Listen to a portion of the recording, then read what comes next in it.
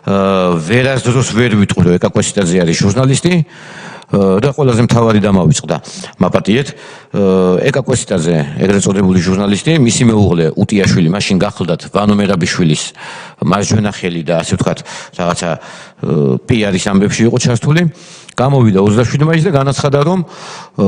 101 ადამიანი რეზინის ტყვით დაზიანებული არ არის 26 მაისსო სიცრუეაო ანუ ის რაც თქვენ ახლა იმ მაყურებელი კადრებში ხედავს იყო ტყუილი